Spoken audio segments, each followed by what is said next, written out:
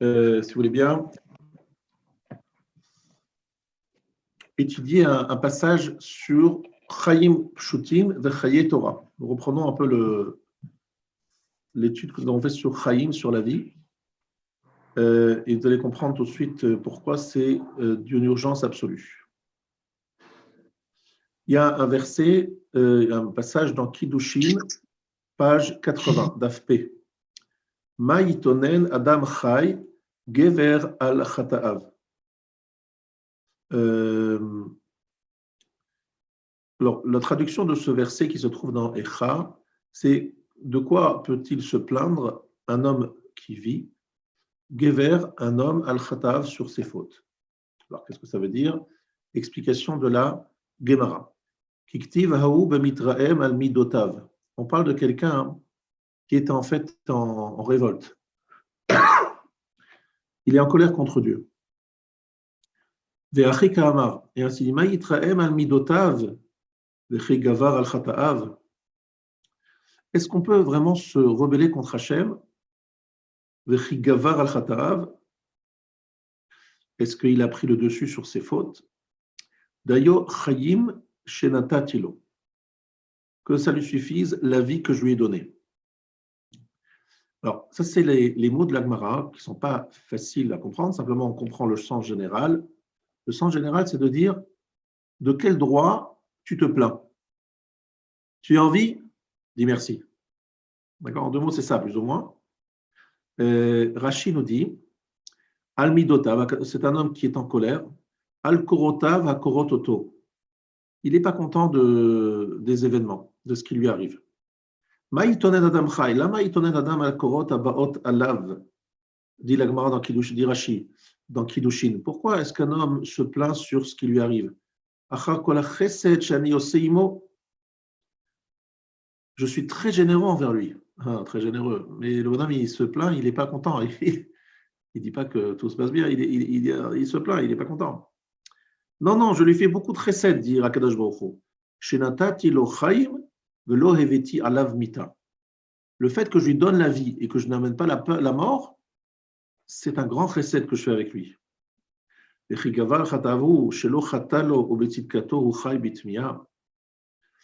Est-ce qu'il a pris le dessus sur ses fautes? Ça veut dire, est-ce qu'il n'a pas fait de faute et il vit par sa tzidkout, il a des mérites suffisants pour vivre?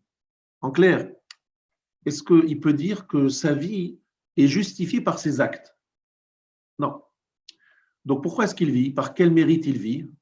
Il vit par le chesed, par la générosité que j'ai envers lui, je lui donne la vie. D'accord? Donc, de quoi il se plaint? Il peut juste dire merci, dis merci d'être en vie. Bon. Alors, si ce monsieur se plaint d'être en vie, c'est qu'il a des souffrances, n'est-ce pas? Il a des moments difficiles dans sa vie. Alors, on va essayer de comprendre comment le Rav Wolbe et ses maîtres ont expliqué cette Gemara. C'est une Gemara très importante à étudier, surtout en ce moment. Kiddushin Dafpe Amudbet. Ma yitonen adam chai gevel chatav. Il devrait toujours dire merci. Dayo chayim shenatatilu. Voilà les mots de la Gemara qui sont soulignés ici. Dayo, que ça lui suffise. Chayim, la vie, shenatatilo. Je lui ai donné la vie, qu'il soit déjà merci pour ça. Alors le Rav nous dit, je traduis simultanément le Haléchour et j'explique. Le Rav nous dit qu'il a rendu visite une fois à un grand ami de Chacham, une personne très âgée, qui ne voyait plus et qui n'entendait que difficilement. Il ne pouvait plus marcher. Il avait très mal dans différents organes intérieurs. Bref, situation au niveau médical catastrophique. C'est-à-dire, en fait, il n'avait que la tête qui était claire, il parlait clairement, mais le reste, il souffrait énormément. C'était un Baal Yissourin, un homme qui souffrait beaucoup. Et alors, dit le Rav Wolbe, il lui dit, je lui ai demandé comment il va, qu'est-ce qu'il ressent. Et il m'a répondu, Kedaim kol ha'yisurim shebaolam. Écoutez bien cette façon juive de voir la vie, parce que c'est très important, je sais que c'est un des sujets les plus compliqués, les plus difficiles dans une société moderne dans laquelle nous vivons, où le confort est l'élément le plus important de la vie. Le confort de vie dépasse la valeur de la vie. Donc je voudrais que vous compreniez, écoutez bien ce que je dis. Kedaim kol yisurim shebaolam. ça vaut la peine d'avoir toutes les souffrances du monde. Rak delichiot, seulement de pouvoir vivre. La chose la plus extraordinaire dans le monde entier, c'est la vie elle-même. Ça veut dire que cette approche-là, c'est de dire que vivre, même si on est dans un moment de souffrance physique énorme, puisque ce monsieur ne voyait pas, il entendait difficilement et il ne pouvait pas marcher et il avait mal. Bref, situation très complexe. C'était un homme très âgé, mais il rendait, il remerciait Hachem d'avoir la vie. Alors il avait la tête claire et il pouvait parler clairement. La vie elle-même, c'est une délectation, c'est un moment de plaisir. Regardez, dit-il, le papillon, regardez comment le Rav voit les choses. Regardez le papillon qui est assis qui se trouve sur une fleur. Regardez le ver de terre qui rampe. Regardez le chat qui est en train de paresser au soleil. Ou bien l'agneau qui est en train de paître dans le champ. Kula mitangim al chayem. Tous sont en train de se délecter de leur vie. L'enfant qui a appris à marcher et il court dans la maison, ça je pense que c'est un sujet important à rappeler en ce moment. Vous voyez un enfant qui court dans la maison d'un bout à l'autre. C'est Rifa, d'un bout de la pièce à l'autre bout. Et voilà ce qu'il fait en courant, en criant. Et vous vous dites, mais est-ce que mon fils ou ma fille sont-ils devenus fous ou folles? Qu'est-ce qu'ils ont à trouver de kiff de courir d'un bout à l'autre de la pièce? En fait, ils sont en train d'apprécier cet instant de vie. Ils sont en train de se délecter d'être en vie. Alors, ça, c'est un sujet que j'ai souvent abordé, mais je pense qu'il est important de le rappeler en cette période. Alors, il faut savoir que notre façon à nous de voir la vie, le secret de la vie, est quelque chose qui dépasse un petit peu les médecins lorsqu'ils analysent que la vie, c'est tout simplement le cerveau, le cœur qui fonctionne comme il faut, avec différents organes. Ils savent très bien qu'il y a quelque chose qui est difficilement quantifiable au niveau scientifique. Je vais vous donner l'approche qu'avait le Rav Yerucham et qu'il a dit dans une sikha, dans une parole que le Rav Wolber a entendue, Rav Yerucham Leibovitch, il est mort en 1936, Rav Yerucham Leibovitch. Il a dit Ha'adam ou kemot muna. L'homme, il est comme une image, comme une photo, un tableau, c'est-à-dire sans souffle de vie. Au moment où l'homme bouge un membre, c'est le créateur qui l'a fait. En clair, ce qu'il faut comprendre, c'est que le secret de la vie est dans l'action de la neshama et non pas dans un corps au sein qui fonctionne comme il faut. C'est-à-dire le corps peut très bien fonctionner, mais le secret de la vie, le secret de l'action, le secret de notre vie, c'est dans la neshama qui est en nous. Et donc l'homme, sans cette action divine, il est rien. Il ne peut pas bouger d'un centimètre, d'un millimètre. Maintenant, je voudrais ici que vous compreniez, j'en parle en particulier cette semaine, c'est Parashat Emor. Dans Parashat Emor, vous savez qu'on va parler de mitzvot Kiddush Hashem, la sanctification de Hashem, et c'est-à-dire en clair que l'Otechalel Hashem Kochi, l'interdiction de faire le Chilul Hashem, la sanctification d'Hachem, ça veut dire des fois être capable de donner sa vie et ne pas transgresser certains interdits de la Torah. Alors, je ne rentre pas dans tous les détails, il y a juste, vous connaissez très bien les trois grandes avérotes sur lesquelles il faut donner sa vie, Avodah Zara, l'idolâtrie, Gilui Arayot, les relations interdites, et Shfichut Damim, l'assassinat. Il n'y a pas seulement ces avérotes-là, il y a aussi autre chose, il y a aussi tout ce qui est fait pour nous déjudaïser. C'est-à-dire que si, par exemple, des ennemis du judaïsme imposent à un juif devant le pharisien, d'une façon visible et devant tout le monde, de se couper les péotes. Alors, se couper les péotes, vous allez me dire, c'est pas pikoach nefesh, doché kol Torah kula, n'est-ce pas? Parce qu'il y a un danger de mort, on peut repousser toute la Torah. Donc, certainement, se couper les péotes. Oui, mais Si c'est fait dans le but de déjudéiser, même, on avait dit la Gemara, un lacet de chaussures, s'ils veulent nous imposer une forme d'habillement plutôt qu'un autre dans le but de nous déjudéiser, il faut être capable de donner sa vie pour ça. Donc, on voit qu'on doit être prêt à donner sa vie pour ça, pour ce genre de choses. Donc, c'est pour moi l'occasion, dans cette paracha des morts, cette semaine de paracha des morts, de rappeler ce qu'est la vie pour le peuple juif. Alors, ici, le Rav ajoute quelque chose de très important. Nous sommes qu'au début du shiur, Al-Kulam ha-Bechira. Il y a le libre arbitre. Alors, chaque être sur Terre, il a une étincelle de vie. D'accord? Que ce soit même la mouche, le cheval, tout ça, tous ces êtres vivants sont tous animés d'un certain niveau de nefesh. Nefesh, donc une partie de l'âme, c'est une âme qui les anime, et lorsqu'ils meurent, ils expirent, ils sortent cette âme. Maintenant, l'homme est le plus vivant de tous, c'est-à-dire que toutes ses forces, toutes ses qualités sont un seul bloc de vitalité. Mais cette vitalité, c'est ça qu'en fait, vous allez comprendre que mon shiur, c'est d'expliquer ces deux mots-là, Uvacharta b'chaim. Ces deux mots-là, Uvacharta b'chaim, tu choisiras la vie. Alors, c'est pas facile à comprendre. C'est quoi Uvacharta b'chaim? C'est quoi ce choix de la vie?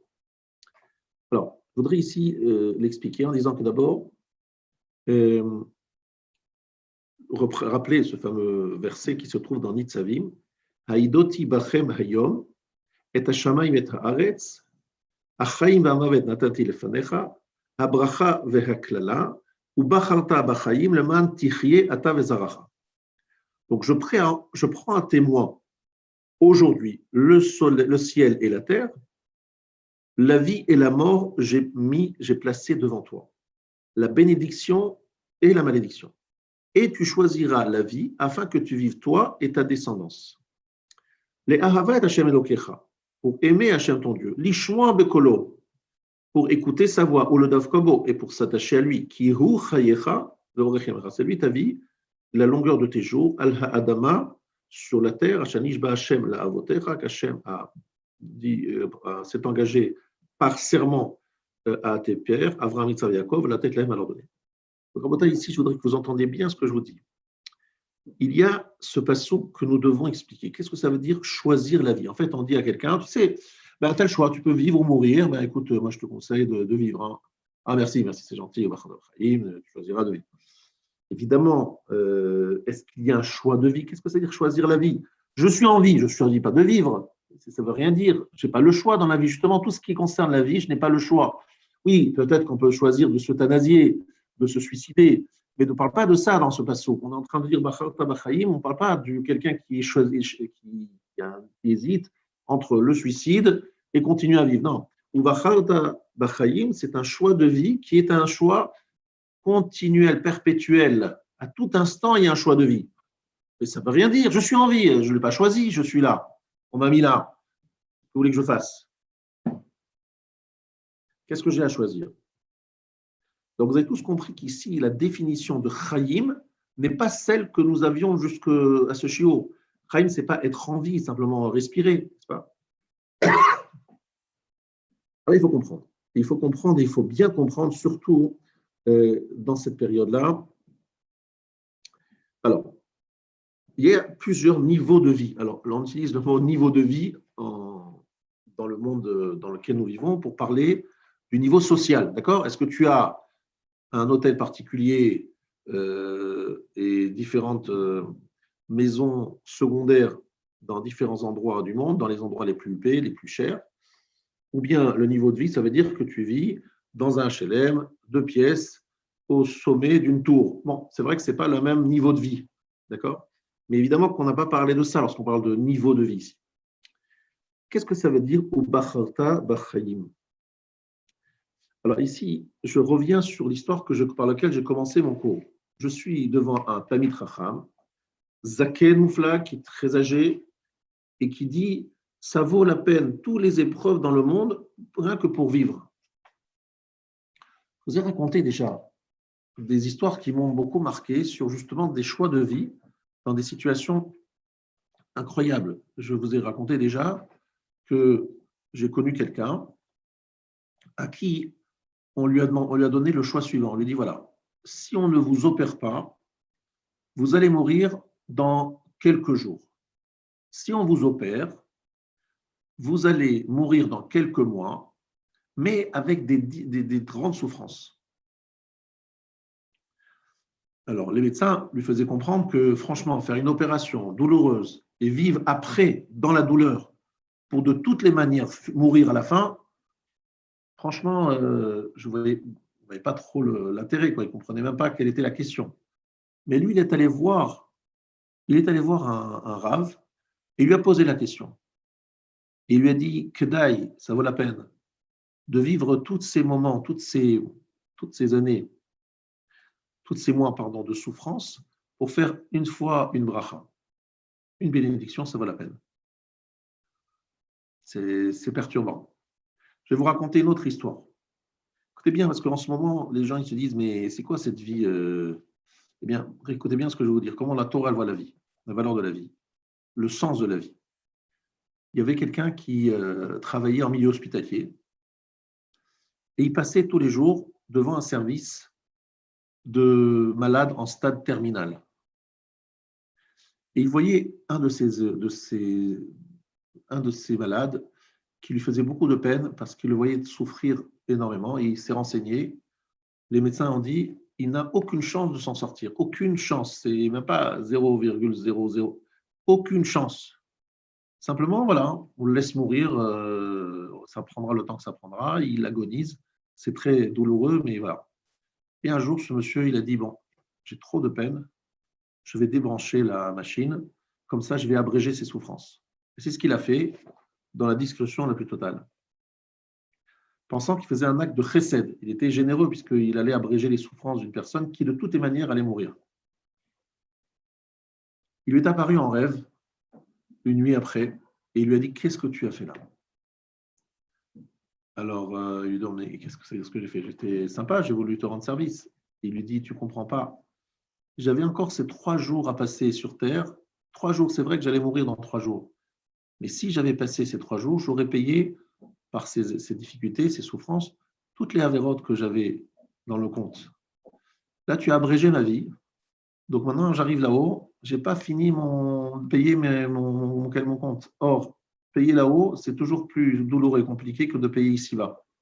Qu'est-ce que tu as fait là? De quel droit tu t'es arrogé donc cette force, ce droit d'abréger ma vie? Je vous raconte cette histoire pour vous dire qu'ici, elle est très représentative de la façon dont le peuple juif voit ce qu'est la vie. La vie, c'est Uvacharta Bachayim, il y a un choix à faire de quel type de vie je veux prendre. Et je pense qu'Akadosh Baruch Hu, en ce moment, il nous force un peu la main en disant choisis, qu'est-ce que c'est véritablement la vie? C'est quoi la vie véritable? C'est quoi être en vie? Est-ce que c'est danser dans une boîte de nuit?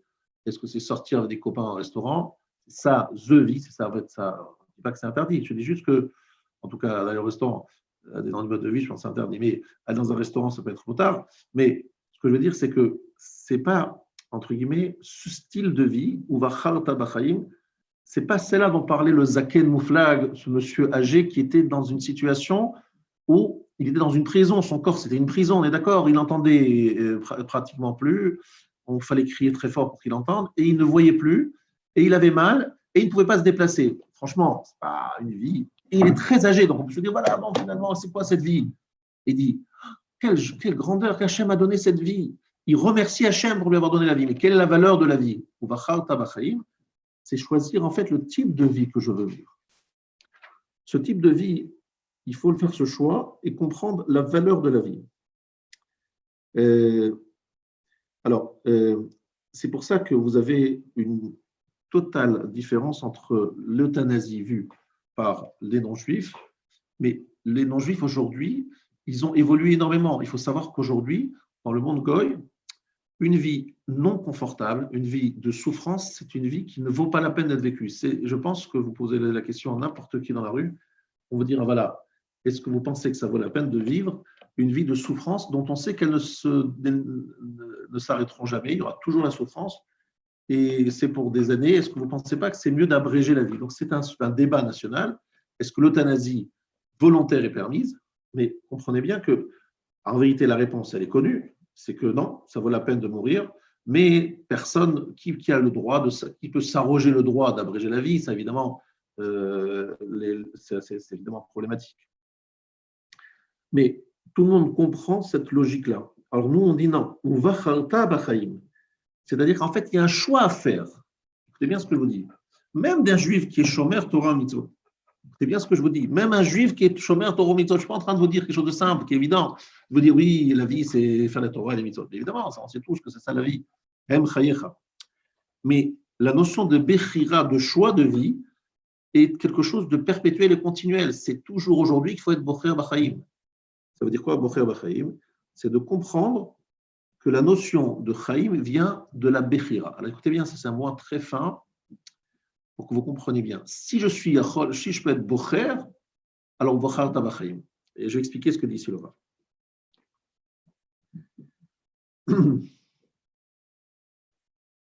Le fait d'avoir le libre arbitre, le choix dans la vie, le fait d'avoir le libre arbitre, c'est ça le point central de notre vie, d'exercer un libre arbitre. Alors écoutez bien ce que je veux vous dire.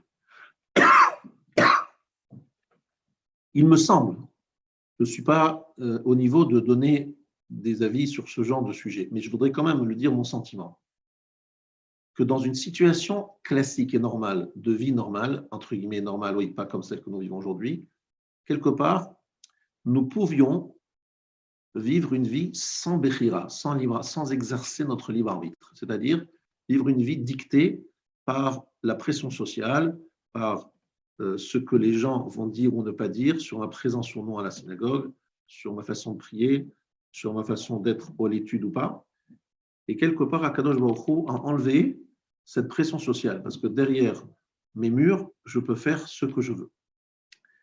Et cette notion de bechira est devenue plus présente maintenant, parce que nous sommes face à nous-mêmes et que les choix, eh bien, ce n'est que nous-mêmes que nous le faisons par rapport à Akadosh Baruch Hu, et c'est tout. Donc, on peut des fois ne pas choisir dans sa vie.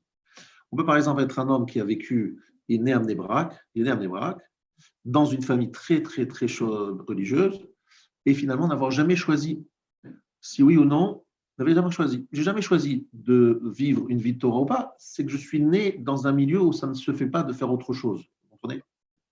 Donc, je n'ai pas exercé un libre arbitre. Dans la période dans laquelle nous vivons, nous devons exercer un libre arbitre. Mais cet libre arbitre doit être motivé par la joie de pouvoir choisir. Et je ne sais pas si vous comprenez ce que je veux dire. Le fait d'être capable d'exercer son droit de choix, sa bechira, c'est ça, etzem hachaim, c'est ça la vie. Ça veut dire que lorsque je décide le matin de me lever et de lire le schéma, alors que je pourrais ne pas le faire, de faire la tfila un petit peu plus rapidement ou un peu plus vite ou moins vite, avec plus de kavana, moins de kavana. Si je fais le choix d'écouter un shiur alors que je ne pourrais ne pas écouter, puisque personne ne saura si j'étais là ou pas, c'est très compliqué de savoir, etc., etc. Le fait de pouvoir choisir, ça c'est finalement ça la vie. Alors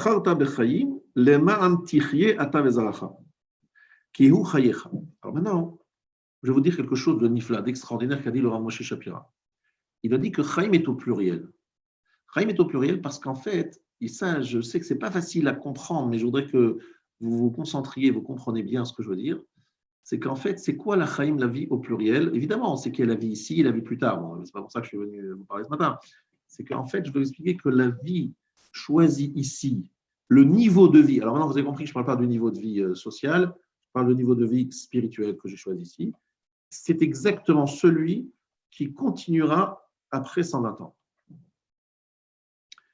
Je vais prendre un exemple pour essayer assez trivial, pour essayer de bien vous comprendre de quoi je parle. Je vous ai dit souvent qu'après 120 ans, on refait le film de notre vie, n'est-ce pas? Dans ce film, il y a des parties qu'on n'aimerait pas trop que Moshe Rabbeinu regarde. Voilà. Même pas Moshe Rabbeinu, simplement notre Rav et notre ami même, et même notre femme le voient. D'accord? On aimerait bien que certaines personnes le lisent. Donc, si on fait Teshuvah, on efface cette partie du film. C'est comme lorsque vous avez des montages de films, ils prennent les films des mariages, et puis sur le film, on voit une personne avoir une conduite pas très, voilà, pas très. Alors, on efface cette partie-là, et on garde que les parties les plus sympathiques du mariage, et on fait de cela un film. Donc, on a la possibilité, nous, de faire un effacement de certaines parties de notre vie, ce qu'on appelle la teshuva. Bon. Maintenant, la partie positive de notre vie, c'est Hem Chayenu. C'est ça notre vie. Mais ça ne veut pas dire que c'est notre vie, comme vous l'avez compris jusqu'à maintenant, c'est grâce à ça que je vis ici. Ce n'est pas vrai. Il y a des Rechaim qui vivent, bon, ils vivent effectivement de leur mitzvot. Mais lorsqu'on dit Hem Chayenu, c'est autre chose. C'est une façon de dire c'est notre vie dans le monde futur. C'est notre vie éternelle. En clair, évidemment, c'est difficile de se l'imaginer, mais on pourra revoir, par exemple, cette séquence où vous êtes en train d'écouter un shiur, et moi, je suis en train de le donner. Donc, on fait une mitzvah de Limud Torah, de Moussar, etc., de tout ce qui est lié à ça. Cette mitzvah-là, c'est un morceau de vie, d'accord? C'est un morceau de vie qui, transporté dans le monde futur, est un instant de vie éternelle. Se vit comme un moment de vie éternelle. Et il est finalement mon sachar, mon salaire dans le monde futur. C'est ça mon salaire dans le monde futur. C'est de revivre cet instant de vie que j'ai vécu comme plus ou moins intense ou pas intense. En tout cas, je le revis, mais ça me donne un grand. Alors, pour que vous compreniez mieux encore, je vais vous dire une image que vous comprenez bien. Tout le monde connaît ce Messiah Techarim qui dit que les tzadikim yoshvim ve'atrotehem beroshehem ve'neheni miziv hashechina. Vous vous rappelez cette phrase de la fin de Olam Haba? Les tzadikim sont assis, d'accord? Neheni miziv hashechina. Ils bénéficient, profitent de l'éclat divin, de la lumière divine, de quelque chose voilà, difficile à définir. Et atrotehem beroshehem, ils ont une couronne sur leur tête. Cette couronne, c'est les mitzvot qu'ils ont accomplies, qui leur permet justement de bénéficier de ce ziv hashechina. C'est un peu comme si, par exemple, vous voulez écouter un shiur, vous essayez de vous connecter, vous n'arrivez pas à vous connecter parce qu'il y a une mauvaise connexion Internet. Donc, il y a un shiur que vous voulez vraiment écouter, et vous êtes là, vous ne pouvez pas l'entendre. Donc, qu'est-ce que vous avez fait? Il vous manque une connexion. Les mitzvot que j'ai réalisés dans ma vie, c'est comme une couronne, c'est le keter. Pourquoi keter? Ce keter, c'est 613 plus 7. 613 mitzvot de la Torah, les 7 des Rabbanim, d'Amadan, ça fait 620, c'est keter. Et Aterotehem Beroshem, la Atara, dont on parle autour de la tête des tzadikim, c'est le keter, c'est-à-dire la couronne. La couronne, c'est l'accomplissement des 620 mitzvot. D'accord? Et ces 620 mitzvot, lorsque je les accomplis, c'est comme une sorte de capteur qui me permet de me brancher au Ziv HaShechina. Le Ziv HaShechina me passe à travers ces actions-là que j'ai pu accomplir. Et ça veut dire que ce Ziv HaShechina, en fait, donne une puissance spirituelle et jouissive de ces mêmes mitzvot que j'ai pu y accomplir. Et c'est ça mon sachar dans le Lama. Je sais que c'est difficile à imaginer parce que c'est des choses un peu. Mais je pense que vous pouvez l'imaginer. Je vais vous donner encore une machal de ce que vous vivez ici. Lorsque, par exemple, vous vous rappelez un souvenir d'une mitzvah que vous avez faite. D'accord? Vous vous rappelez une belle mitzvah que vous avez accomplie. Moi, des fois, ça m'arrive, des fois, une belle mitzvah, mais tu sens vraiment que c'était une belle mitzvah, tu vois. Et tu te rappelles de l'événement. Tu te dis, ah là, j'ai fait ci, ça. Et puis, à un moment, tu es dans l'histoire. Ça te donne un bien-être parce que tu as dit, voilà, ça, j'ai fait une bonne action. Tu as envie d'en refaire d'autres de cette qualité-là. J'ai fait une belle tfila à Yom Kippour, par exemple. Une tfila de Kippour, c'était une tfila magnifique avec une kavana extraordinaire. Vous essayez de revivre cet instant, dire, c'est un moment. Vous voyez, ça multiplié par des millions de fois, vous comprenez? C'est jouissance multiplié par millions de fois, ça, c'est le sachar dans le Rava. Donc, Yihem Chayecha, c'est ta vie. C'est pas une phrase en l'air, c'est ta vie, c'est la vie, c'est machin. C'est pas une phrase dite comme une exagération, vous comprenez? C'est la vie, c'est ça. C'est pas une expression comme vous avez l'habitude d'entendre. C'est ça ta vie. Ta vie dans le monde futur, c'est celle-là. C'est pas ta vie, c'est ce que tu crées. Et tu ne pourras pas avoir quelque chose d'autre que tu n'as pas fait. Vous voyez ce que je veux dire? Si tu n'as pas fait, tu ne peux pas l'avoir. C'est bon, ce que je veux dire. Et donc, tu verras ton prochain, ton copain. Ton copain, il a fait une mitzvah que toi, tu n'as pas faite. Eh bien, tu le verras, lui, jouir grâce à cette mitzvah, une jouissance que toi, tu ne pourras pas jouir parce que tu n'as pas les kélim, les outils pour en jouir. Parce que tu n'as pas la hatara, le keter qui te permet.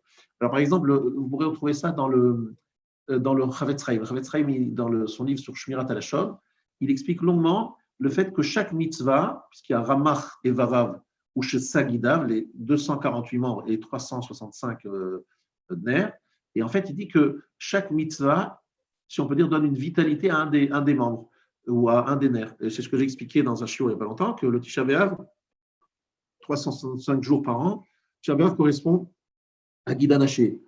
Donc, Mais il dit la chose suivante, il dit, si je n'ai pas accompli une mitzvah parmi ces 613 mitzvot, il y a un problème, c'est que le membre correspondant à 248 membres de la mitzvot positive, 248 membres de la mitzvot positive, il y a 248 membres. Ça veut dire que chaque mitzvah me vitalise, me donne une vitalité dans tel ou tel membre.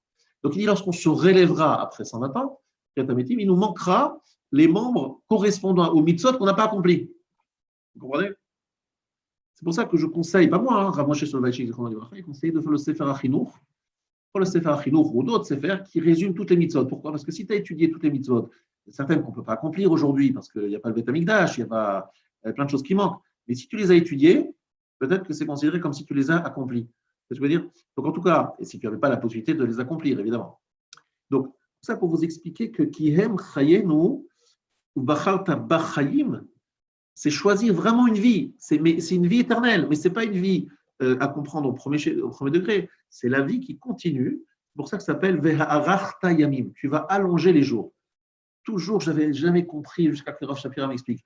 Ve'ha'arachta Yamim, le jour s'allonge. Qu'est-ce que disent nos Chachamim sur Ve'ha'arachta Yamim? Tu allongeras ta vie.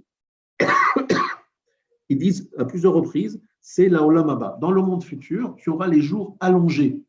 Mais ça ne veut rien dire. Ça veut rien dire. Dans le monde futur, c'est l'éternité. Ça veut dire quoi dire jour allongé? Des jours allongés, ça ne veut rien dire. Dans le monde futur, tout le monde a une vie allongée, puisque tout le monde vit pour une vie éternelle. Qu'est-ce que ça veut dire? Tu auras des jours allongés. Lorsqu'on parle du Olam Haba, regardez, dans plein d'endroits, regardez sur Kibud Avem, ce que dit Rashi dans les Aseret Adibrot, dans Vaetranan, le Man Tarich Yamim. On nous dit qu'en fait, c'est Arichut Yamim dans Olam Haba. Qu'est-ce que ça veut dire Arichut Yamim dans Olam Haba? Ça ne veut rien dire, si vous comprenez les choses au premier degré, ça ne veut rien dire. C'est pour ça que le Rav nous a expliqué, c'est qu'en fait, c'est comme si le jour que j'ai vécu aujourd'hui, par exemple l'instant qu'on est en train de vivre en étudiant, c'est comme s'il s'allongeait, s'il ne s'arrêtait pas. Comment il ne s'arrête pas? Ça veut dire qu'il ne s'arrête pas. Alors, c'est comme s'il était maintenant engrangé dans quelque chose en nous, jusqu'à notre disparition, notre décès, on ne sait pas que c'est en nous, mais c'est en nous. Et arrivé après 120 ans, on dit, tiens, ce moment, ce morceau de vie, il se rallonge. Il s'allonge. C'est quoi il s'allonge? C'est qu'il a une prolongation, une projection, une transmission, une transformation qui lui permet de passer dans le monde futur et qui s'allonge, qui prend de l'ampleur, vous comprenez? Qui s'allonge dans le temps. Pas dans le temps physique, mais dans le temps spirituel. Je vais vous donner un autre exemple pour que vous compreniez bien. C'est vrai que ce n'est pas facile, hein, c'est des sujets qui nous sont un petit peu longs, mais il faut comprendre. C'est qu'aujourd'hui, le sens de la vie est véritablement un sujet que tout le monde aujourd'hui se revoit autrement, n'est-ce pas? Revoit autrement. Lorsqu'on parle, par exemple, dans la Gemara, dans Shabbat, vous connaissez le segment dans Shabbat. Kelev Chai ve'Aryeh Met. Alors, Tov, la dame Chai, la Gemara là-bas vous savez, dans Shabbat, page 30, vous connaissez cette Gemara? Elle nous dit que le Tinok Chai, l'enfant vivant, il est plus fort, entre guillemets, si je peux dire comme ça, que le lion mort. C'est une Gemara dans Shabbat. Et, je me suis trompé dans l'heure. Pas par le temps, c'est bizarre comme truc, non? C'est quoi cette histoire de lion qui est mort et de cet enfant? Alors, la Gemara dit, regardez, si un animal, une bête sauvage, comme par exemple… J'ai loupé l'heure. Le rat, il a peur d'un enfant, d'accord? Alors, faire attention quand même, mais le rat ne va pas attaquer même un nourrisson, n'est-ce pas? Pourtant, quelle force il a le nourrisson? Il est très faible. Et par contre, le lion vivant mort, c'est-à-dire… par le David Amelech là-bas qui était mort Shabbat, il était en danger. Pourquoi? Parce que les rats pouvaient malheureusement toucher à son corps. C'est qui dit ça? C'est Shlomo Amelech, son fils, qui est très embêté parce que son père est mort un Shabbat et il ne sait pas comment déplacer son corps parce que s'il le laisse, il est tombé dans le jardin qui se trouvait derrière sa chambre et parce qu'il descendait les escaliers et puis il y a une des niveaux, donc l'escalier s'est cassé, donc il est tombé, à ce moment-là il a arrêté d'étudier, le Malach HaMavet l'a pris à ce moment-là, donc il est mort à ce moment-là, et il est Shabbat, on ne peut pas le déplacer son corps. Donc toute une question dans la Gemara, comment déplacer son corps, aller des tinok, kikar au tinok, comme vous savez, mais le sujet c'est pas ça, c'est qu'il constate que la vie, elle a un secret difficile à comprendre. Comment ça se fait que le rat, il ne va pas attaquer le nourrisson parce qu'il est en vie, mais il va attaquer le corps de David Ameller, qui est un grand monsieur, qui qui doit être impressionnant pour le rat. Mais comme il est mort, le rat, il va l'attaquer. Et il est en danger. Vous voyez? Donc, il est en train de dire qu'il y a un secret dans la vie. Lorsqu'il y a une neshama, parce que la neshama est en nous, c'est quelque chose qui inspire la crainte. Et pourquoi? Parce que justement, cette neshama, c'est ça le sens même de la vie. Le cœur de notre vie, c'est dans notre neshama, ce n'est pas dans notre corps. Et donc, cette neshama-là, elle nous permet de faire quelque chose d'extraordinaire, de transformer des instants de vie qui sont des instants, entre guillemets, limités dans le temps, en quelque chose d'éternel et de ma'arich yamim. De faire en sorte que le jour que nous avons vécu dans Torah et Mitzvot soit répété à l'infini. Pourquoi? Parce que l'influence qu'il a sur nous est durable et se transforme dans le monde de la spiritualité en quelque chose éternel. Et lorsque la Torah nous dit vous avez compris ce que ça veut dire, tu choisiras la vie, ça veut dire qu'il faudra choisir un mode de vie qui ne n'investit pas dans ce monde futile et tellement fragile que nous avons. Si nous devions le savoir, nous le savions avant, mais nous l'avons vu tellement clairement en ces dernières semaines. Eh bien, choisis la vie, c'est-à-dire choisis quelque chose qui n'est éternel, qui ne meurt pas. Parce que toute chose qui est dans ce monde, elle est, comme il dit le Rav, dit, dès la naissance, on se rapproche de la mort. Donc, ce n'est pas vivant, c'est pas vivant. Il dit d'abord, c'est Rashi sur la paracha de Acharemot, vous avez vu, qu'est-ce qu'il dit Rashi? Il dit, mais c'est quoi vivre? Vivre, c'est peut être que éternel, que le monde futur, parce que dans ce monde, on ne peut pas appeler vivant quelque chose qui vit pour un temps limité. Et puis, tellement limité, chers amis, que suivi d'un petit virus de rien du tout, et en 2 minutes, on n'est plus là. Et c'est tellement, c'est pas une vie, c'est pas ça. Chai, c'est trop noble pour être donné sur quelque chose qui est aussi fragile et précaire. C'est pas vivant, ça. Vivant, c'est quelque chose qui a une vie éternelle. Bien.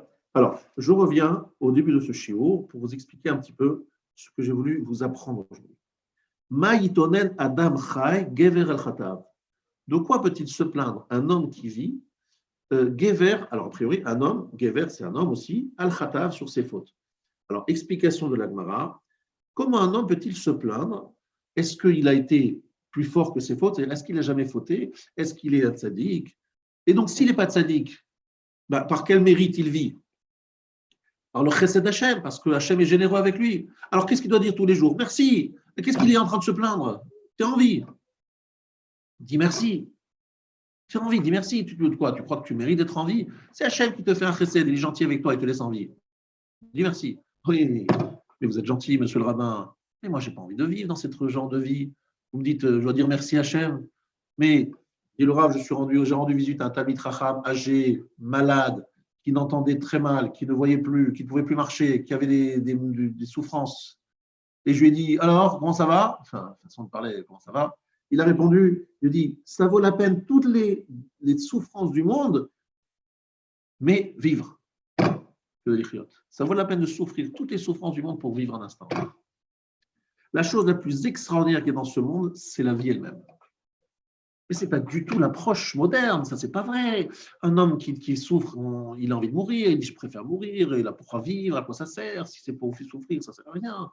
Et tout le monde lui donnera raison dans le monde occidental, il a raison.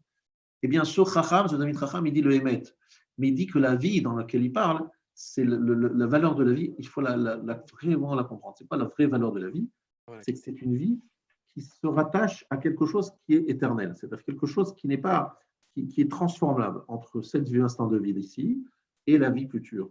Et ce passage entre les deux, elle est possible grâce à un système que je vais vous expliquer maintenant. Vous savez tous que lorsque Hachem il a créé l'homme, il a écrit Vayitzer avec 2 yud. Vayitzer, il a créé l'homme, c'est écrit avec 2 yud. Normalement, c'est avec un seul yud. Pourquoi c'est écrit 2 yud? Dit Rashi, Yetzira l'olamazé et Yetzira litriat ametim. Il y a 2 créations. Ça veut dire que l'être humain, c'est-à-dire, je parle maintenant de notre corps et de notre âme, l'ensemble, il est créé pour 2 vies. La vie que nous connaissons maintenant et la vie que nous connaîtrons, Be'ezrat Hashem, au moment de la résurrection des morts. Et on est déjà programmé pour ces 2 vies. Ça veut dire qu'il y a dans notre construction, dans notre création, une sorte de double casquette, double tiroir. Il y a un tiroir, enfin, c'est comme si vous avez une valise et il y a un fond caché dans la valise. Vous voyez, il y a quelque chose derrière qui est préparé. Le Kharamim appelle ça le louz. Le louz qui ne se détruit jamais, qui est le fameux membre qui se trouve au niveau de la nuque et qui sera la base de triatamétime. Moi, j'appellerais ça l'ADN. Aujourd'hui, en termes scientifiques, vous savez très bien que chacun d'entre nous laisse un ADN. C'est vrai que le développement scientifique sur ce domaine est extrêmement, facilite énormément la compréhension de triatamétime. Vous savez très bien que nous laissons tous des traces ADN qui sont uniques, que chacun d'entre nous a, mais qui sont uniques.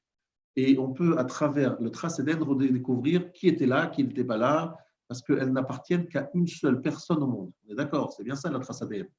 Chacun d'entre nous laissera une trace ADN dans ce monde après ses 120 ans, c'est sûr.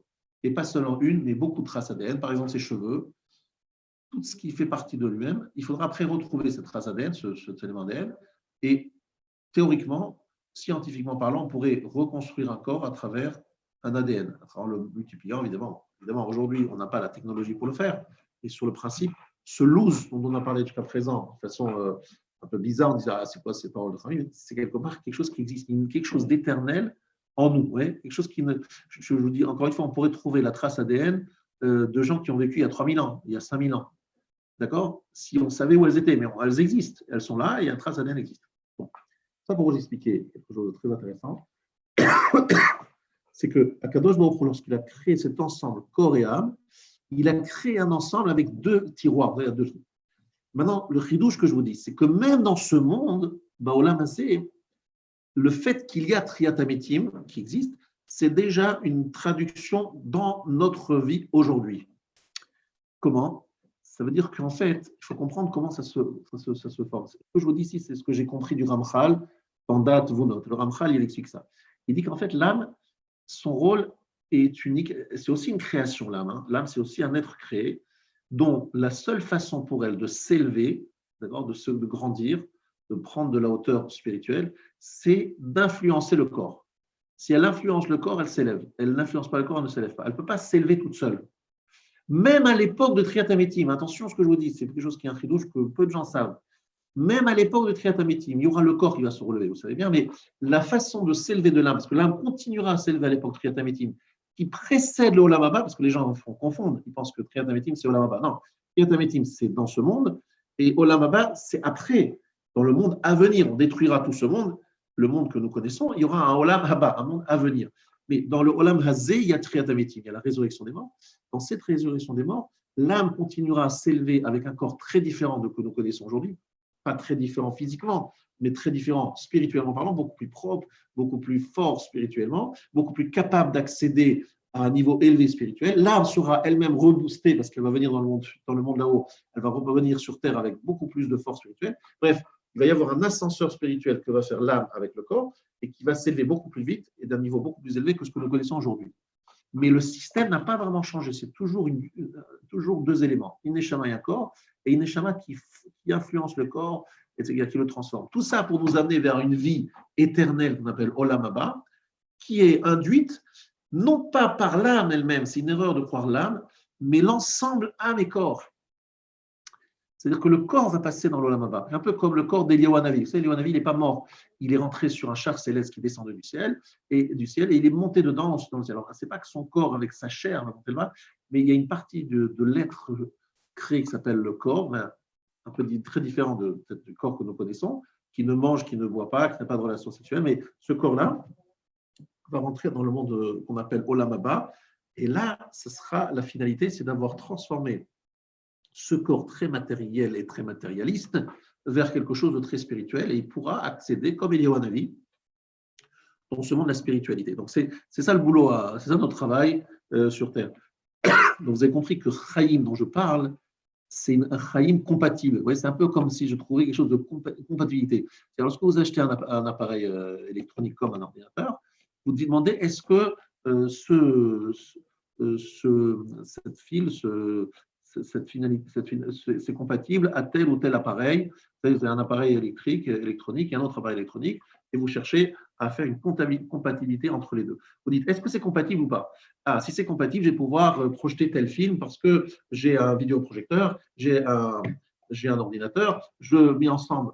ordinateur vidéoprojecteur et je projette le film qu'il y a dans mon ordinateur. Mais il faut qu'il soit compatible, n'est-ce pas? Cette compatibilité, c'est très intéressant, c'est exactement ce qu'on est en train de faire. On est en train de transformer notre corps en quelque chose de compatible avec la Neshama pour qu'il soit porté par la Neshama. Et donc, c'est vraiment un choix de vie parce que c'est choisir que notre corps rentre dans la vie et il ne soit pas bloqué par incompatibilité pour rentrer dans le monde de l'éternité. Ça, il faut bien que je vous compreniez parce que c'est tellement chachou ce que je suis en train de dire. Uvacharta b'chaim, c'est choisir un mode de vie qui permet à mon corps d'être compatible pour pouvoir pénétrer avec la Neshama dans ce qu'on appelle Olam Haba. Et qui est la véritable vie parce qu'elle ne s'arrête jamais. Vie, il faut savoir que la définition de Chaim en hébreu, vous cherchez quelle est la définition, qu'on traduit Chaim, vous regardez Maïm Chaim. C'est quoi Maïm Chaim? Dans la Torah, on en parle, c'est quoi Maïm Chaim? Vous savez ce que c'est? Oui, c'est de l'eau vive. Et qu'est-ce qui caractérise l'eau vive? On l'appelle eau vive parce qu'elle se régénère tout le temps et elle ne s'arrête jamais. Elle se régénère tout le temps, elle ne s'arrête jamais. Ça, c'est Maïm Chaim. Elle est toujours en mouvement. Donc, en fait, c'est quoi Uvacharta b'chaim? C'est apprendre à ce niveau-là. Tu choisiras un mode de vie où ton corps, ta vie, tout ce que tu es, toi, en tant qu'être humain, s'inscrive dans le livre de la vie, c'est-à-dire dans une vie qui ne s'arrête jamais, qui s'inscrive dans l'éternité. Quel est l'exemple que vous devez prendre? Eliyahu Hanavi qui est rentré vivant. Hanoch, il n'est pas mort, vous savez. Hanoch dans Bereshit, dans Parashat Bereshit à la fin. Et Inénou qui est le Kacho Elohim. Il n'est plus là parce que Hachem l'a pris. Qu'est-ce qui est arrivé à Hanoch? Il est rentré vivant là-haut. Comment il s'appelle? Moshe Rabbeinu, beaucoup disent que c'est un peu ce qui lui est arrivé. Donc, bref, même si Hachem l'a enterré, bref, ça c'est encore un sujet. Et ce n'est pas le sujet que je veux développer aujourd'hui. Ce que je veux développer aujourd'hui, c'est Uvacharta b'chaim. C'est que tu dois choisir un mode de vie qui soit véritablement la vie. C'est qu'en fait, moi, il faut que j'ai comme objectif que ce corps, on va évidemment apprendre avec des pincettes, hein, vraiment la chair et l'os, hein, et que ce corps-là soit dans la vie. C'est-à-dire, il ne soit pas bloqué, incompatible en disant attendez, monsieur, votre seul objectif dans la vie, c'était de bouffer et de dormir. Vous allez me dire que vous allez rentrer maintenant avec la Neshama dans le Olam Haemet, ça ne veut rien dire. Il faut que vous soyez compatible. Pour cette compatibilité, eh bien, nous avons un travail qui s'appelle un coach. Il y a un coach qui s'appelle Torah et Mitzvot. Torah et Mitzvot, c'est un coach qui me permet d'être compatible. Prenons un autre exemple. Imaginons que moi, je me présente pour le marathon de Paris. Alors, avant de passer au marathon de Paris, il y a une personne qui évalue les candidats et il dit, voilà, monsieur Gay, est-ce que vous êtes vraiment compatible pour le marathon de Paris? Il me fait courir pendant quelques minutes. Il me dit, voilà, monsieur Gay, c'est bien gentil, mais vous, peut-être, vous allez être capable de faire 1 kilomètre ou 2, mais les 40 kilomètres, je pense que ça va être compliqué. Vous êtes mis sur la touche. Ne vous présentez pas, nous ne vous prenons pas dans les coureurs. Vous êtes tout simplement incompatible pour le marathon, n'est-ce pas? Et je pense je ne suis pas le seul, mais on a un certain nombre de ne pas être compatible pour le marathon. Qu'est-ce que je dois faire? Pendant quelques mois, je vais commencer à courir, je vais maigrir, je vais reprendre un peu la forme, et après, je vais repasser l'examen l'année prochaine, et on va me dire compatibilité pour le marathon de Paris. Monsieur, oui, parfaitement, vous êtes compatible, n'est-ce pas? Donc là, je suis compatible pour le marathon. Là, je vous demande de compatibilité par rapport à vie par Olam Haemet, d'accord, dans le Olam Haba. Et cette compatibilité exige un corps un peu affiné par Torah et Mitzvot, qu'on appelle le coach, pas sportif, le coach spirituel s'appelle Torah et Mitzvot. Est-ce que c'est clair? Si je suis capable de faire ça, je choisis la vie. C'est-à-dire, je choisis non pas simplement la vie sur Terre. La vie sur Terre, je n'ai pas besoin de la choisir, je suis dedans. Je n'ai pas besoin de choisir la vie. Là, ici, je vis. Et je vais choisir quoi? Qu'est-ce qu'on me demande de choisir? Non. Tu dois choisir la vie, c'est-à-dire cette vie qui ne s'arrête jamais, qui ne se stoppe jamais, qui vraiment n'a pas de limite. C'est quoi? Cette compatibilité pour entrer dans un monde dans lequel il y a l'éternité. Et pour cette éternité, il faut un corps qui soit, on va dire, qui puisse passer les examens de passage pour pouvoir y entrer. Et pour cela, il y a tout un travail à faire pendant nos années de vie. Donc ça, il faut choisir ce type de vie. Voilà ce que j'ai voulu vous expliquer aujourd'hui. Je sais que c'est assez fin et ça demande un petit peu de travail de bien comprendre ce que je dis, mais je ne peux pas ne pas vous le dire, parce que c'est une période propice à comprendre les vrais enjeux de la vie. Quels sont véritablement, qu'est-ce qu'on appelle être en vie? C'est quoi être en vie? C'est quoi avoir une vie? Vous voyez ce que je veux dire? Alors, reposez-vous la question. Pourquoi le Talmid Chacham Zaken, il est content de vivre alors qu'il a un corps complètement défectueux? Il dit, mais vous n'avez pas compris, le sujet n'est pas là. Mon corps, il est en pleine forme ou pas, ce n'est pas le sujet. Moi, je remercie Hachem tous les jours d'avoir créé cette notion de vie qui me donne une chance de pénétrer dans dans l'autre vie, qui n'est pas une autre vie, en fait, qui est la suite de celle-là. En fait, les Chachamim ont dit tout ça en amour. Ils ont dit que la mort du tzaddik, le tzaddik, lorsque sa mort, ressemble à ôter un cheveu d'une soupe. C'est pas difficile, il n'y a pas de résistance entre la soupe et le cheveu. Vous prenez le cheveu, vous l'enlevez de la soupe, c'est très facile à faire. Mais lorsque vous voulez ôter la neshama d'un rachat, ça ressemble à de la laine, vous savez, de la laine, bien, et qui rentrait dans des poussière qui fait. Dans des ronces. Alors là, vous retirez, c'est compliqué, c'est dur. D'accord? Moi, j'imagine, oui, la mort des tzadikim, c'est mitad neshika. J'ai dit, non, ils sortent, pas de problème. Ah, on est là-bas comme ici, c'est bon, ils sont. Je veux dire, Rachar, par exemple, il nous disait souvent, il nous disait, il faut, là, ce Dvar Torah, je vais le dire devant la yeshiva d'en haut. En fait, il était en train de préparer son Dvar Torah devant les tzadikim. Les gens, il se prépare. Il se disait, voilà, qu'est-ce que je vais dire comme shridouche? Si on m'interroge sur ça, qu'est-ce que je vais donner? Par exemple, un jour, Rav Shtemel, il a demandé à son petit-fils, il dit, voilà, si on m'interroge là-haut, parce qu'on va m'interroger sur toute la Torah, fais-moi une petite interrogation pour voir si je suis prêt. Ces gens-là, ils sont déjà, vous voyez ce que je veux dire, ils sont ici, mais ils sont là-bas, ils ne voient pas de coupure, vous voyez ce que je veux dire. Ce n'est pas la mort, la vie, ils ne comprennent même pas de quoi vous parlez. Je suis ici, c'est ça la notion de petit rat. Moi, je trouve ça toujours magnifique, cette image que mon beau-père a répétée je ne sais combien de fois devant les personnes endeuillées. Il a dit, à quoi c'est la mort, comme on a dit Ravarik Laban, qui a donné cette image, c'est une image magnifique. C'est une maman dont l'enfant de 7-8 ans, qui est très malade, lui dit, maman, ça fait mal la mort? C'est quoi la mort? Décris-moi la mort, c'est quoi la mort? Alors sa mère, elle ne sait plus quoi répondre, et elle lui dit, tu sais, lorsque tu as fait un cauchemar, et tu te lèves la nuit, tu viens dans notre lit, à papa et moi, et tu t'endors entre papa et moi. Et le lendemain, tu te réveilles dans ton lit, parce qu'entre-temps, on t'a pris de notre lit, on t'a remis dans le tien. Alors la mort, c'est ça, c'est s'endormir dans un lit et se réveiller dans un autre lit. C'est s'endormir ici pour se réveiller ailleurs. C'est ça la mort. C'est pas deux. Bon, tu t'endors ici, tu te réveilles là, c'est pas. Les tzadikim, ils n'ont pas, chez eux, c'est pas une coupure, c'est une suite, vous voyez ce que je veux dire? C'est Vacharta Bachayim, cette vie-là, qui ne se coupe pas avec la mort, c'est leur vie. Mais quelqu'un qui est toute sa vie, c'est quoi?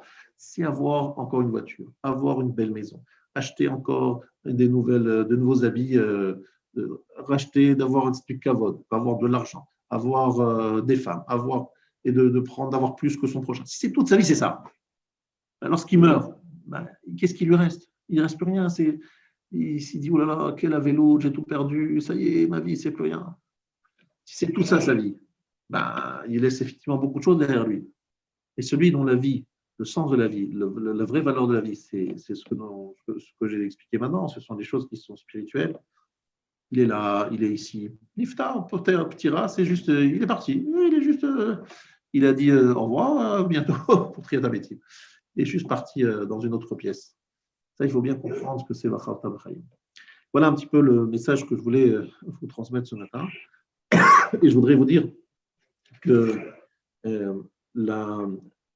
regardez un petit peu, moi ça m'intéressait de voir que les non-juifs aussi, ils se rendent compte que quelque chose se passe au moment de la mort qui les dépasse. Parlez à des médecins, ils sont toujours très étonnés parce que, effectivement, le côté purement médical, c'est-à-dire de voir les constantes, de voir si l'électrocardiogramme ou l'encéphalogramme, s'il est plat, s'il est ceci, s'il est cela.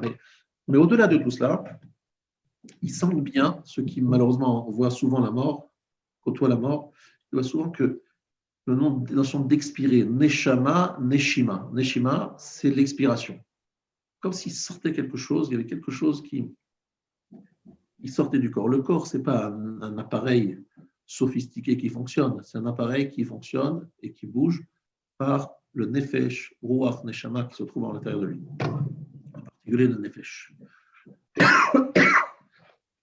Shabbat vayi nafash. Le jour du Shabbat, c'est un jour de nefesh en plus, où il y a neshama, etc. C'est un jour de supplément d'âme, où il y a un supplément d'âme.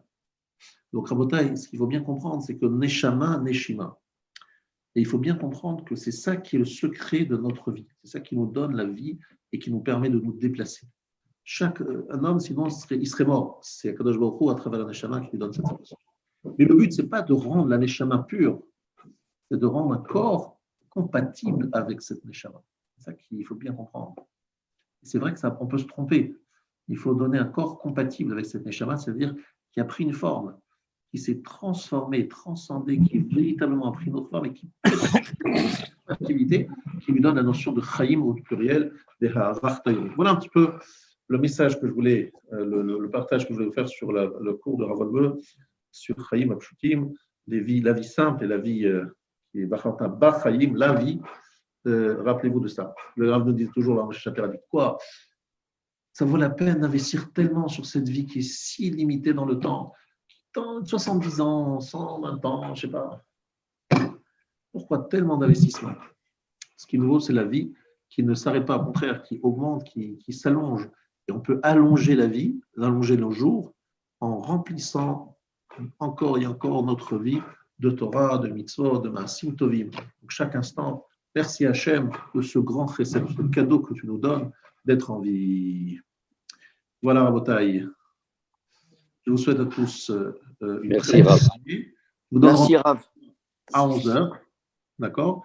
De 11h, et ce soir, il y a un cours de Nicolas Bedouk et de Rav Loria à partir de 20h. 20h15. Zach Baruch. Bonne journée. Merci, Rav. Plaisir.